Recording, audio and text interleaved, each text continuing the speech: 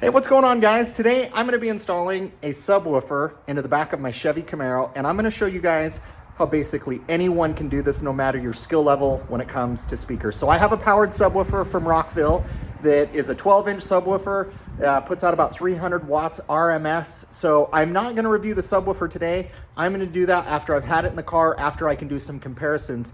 But today is really a beginner's guide for dummies on how to install a powered subwoofer in the back of your Chevy Camaro. This also applies to Dodge Chargers, also applies to Dodge Challengers. Really, you can install it to any car. So we're gonna show you the easiest and most simple way to do it. The reason I like it in the cars that I mentioned is because the battery's in the trunk, which means less wires to run, easier and not a big mess. Let me show you guys how easy this is, and let's jump right into it. And one thing just to note real quick is it doesn't matter the trim level of Camaro that you have. If your battery is in the trunk, this guide is the exact same. So guys, don't worry whether you have a LT1, whether you have a ZL1, whether you have a 2SS, 1SS, this method can apply to everyone. The only challenge is if you're putting a subwoofer in the trunk of your Camaro, it's gonna limit your space even more, but it's worth it for more bass.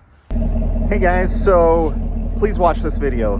This is exactly how you install a powered subwoofer in your car. However, I regret to inform you that you get what you pay for. Rockville subwoofer, it died after like 5 or 6 songs. I didn't have anything crazy on the settings. I have hooked up a JBL, I've hooked up a Rockford Fosgate. I'll leave a link in the description below. Buy those, don't buy this Rockville. There's things about the Rockville also that I don't like. The battery wire as well as the ground wire can easily pop off no matter how tight you screw them down. Just the screw setup in terms of fastening it down isn't good. I paid 175 bucks for it. It's saying it's not returnable. So guys, I don't want you to go down this road, but please watch this video because this is exactly how you install a powered subwoofer in your car. I've done several of these. I'll leave links to those videos where I've done them in Challengers. I've compared the Rockford Fosgate, the JBL. Please buy those, but please watch this video to help you guys understand how to install one of these in your car. It's the same process. All of these powered subwoofer boxes are all set up exactly the same.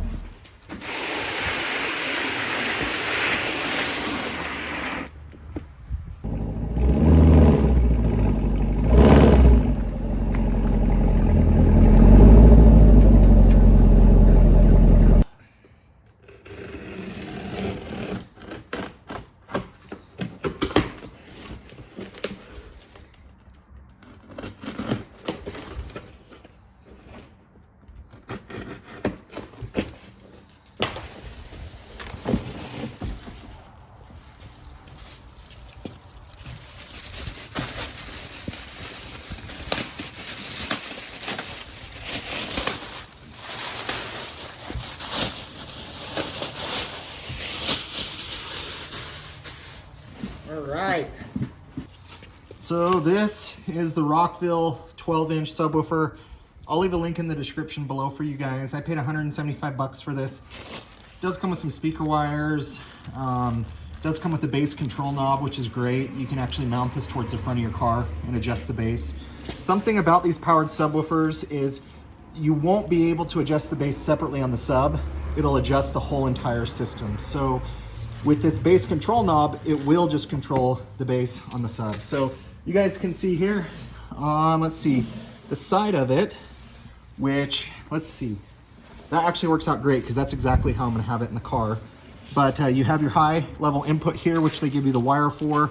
The remote, which is for the subwoofer control bass knob. You don't need to worry about the low input. You don't need to worry about any of these guys. You obviously have your gains. And then down here is where your ground's gonna go. Then your 12 volt, the wire that we ran to the battery is gonna go here. You do not need a remote wire, and this already has a fuse in it. They give you an extra one. So basically we just have to plug in a few wires and this guy is ready to go. So one of the things that's really nice about the Camaro is this is really gonna be a super easy install because when I did it in my Challenger, I had all this carpet up here to remove, but right here, I already have access right here to the 2 speaker wires. So that's gonna make it super easy to be able to clamp into. That'll be our power source. For those of you guys unfamiliar with the Camaro battery is actually back in the trunk. What you're gonna need to be able to do, this is the negative. You're not gonna hook up your power wire to the negative. Hook it up to the positive. So this just has like this little door that you're just gonna pop out. I removed this one clip right there. I pulled the carpet back and then voila, access to the power terminal on the positive side of the battery. So this little clip is what's covering the battery. Don't make the same mistake I did. I actually ended up breaking this clip because I was trying to pull it from back there, but it actually has to slide back this way. So I just peeled the carpet back and just easily worked my way off of there. All right, guys, let's go over the wiring and what you guys are gonna need for this project. I'll leave a link in the description below. I have a Boss audio kit here on Amazon, really easy to use. For pretty much all powered subwoofer boxes, my experience has been buy the 8 gauge. If you buy a gauge that's too thick, it's not gonna work. It won't go into some of the terminals, it won't work. So this is the 8 gauge Boss audio set. I've used this in my Challenger and I had it in there for about a year and it worked great. So I already have all this kind of plumbed and set up. One thing to note, when you guys do get the Boss audio kit, they're gonna give you a lot longer set of wires than what you're gonna need. So I recommend that you go into the back of the car, you kind of test out how long you need everything to be. Obviously, you know, for a Camaro or a Challenger, you don't have to run the wires very far if it's for a different car. So just make sure that you guys just measure out the length of the wires, that you're getting the right length. So this is your battery wire, and all you're gonna be able to do, or all that you have to do, is to be able to put one end right here, and you can see right there, you can screw it down, put the other end right here. Now, one end is for the back of your subwoofer box where the battery wire is gonna go, and the other end is for the positive terminal on the battery. So this is probably gonna be your most longest cord, just depending on where your battery is located. Obviously, if you guys are doing this as an install on a Camaro, Charger, or Challenger where the trunk is in the back, this is more than enough. And I did have a little bit extra cord the first time I did this, so I just kind of tucked it underneath the mat where typically a spare tire would go. The next component that you guys are gonna need is your ground wire. And so obviously this goes back in the subwoofer box, and this is what's gonna be grounded to the car. I recommend finding a spot just underneath the carpet where a bolt is already tied to the frame of the car. All you have to do is loosen off that bolt, slip this on there, tighten it up, and you're good to go. You might have to find smaller and bigger sizes of these. The Boss audio kit will have plenty. So if you need a smaller opening or larger opening, it is there. But the ground wire, make sure that wherever you're putting this, that you have enough space to be able to reach where your subwoofer box is going to go.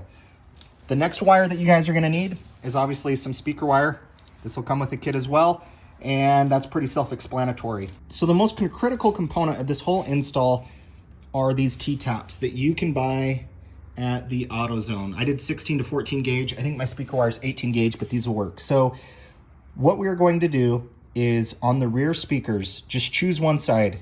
You don't have to do the left and the right speaker, just choose, in this case, I'm gonna choose the right rear speaker. All you have to do is run the rear speaker wire right here at the end, and then you're just gonna press this down, and then these guys just slide right on the back, right there. And then your speaker wire is gonna run out from here to the box, and you're good to go. The reason we're doing it this way is this is our power source. This is what is going to signal for the amp to get power to turn on and to turn off by itself. So we don't have to run any components up to the front of the car. You don't need a line out converter. You don't need any other components. You don't need remote wire. The kit that you're gonna get is gonna have more wires than what you guys need, but I'm telling you, power wire or battery wire, ground, speaker wire, these T-taps, gonna be critical to what you guys do, because this will just make it so easy that you don't have to run anything up to the front of the car. I like to use Velcro just because I like my subwoofer to stay in place. Some people don't like this because it leaves residue on the carpet. I don't mind it. So that is the wiring for the job, guys. Link in the description below, but I promise you, I would pre-assemble all of this, cut it to the right length, put it in the car, and it's pretty easy to go from there.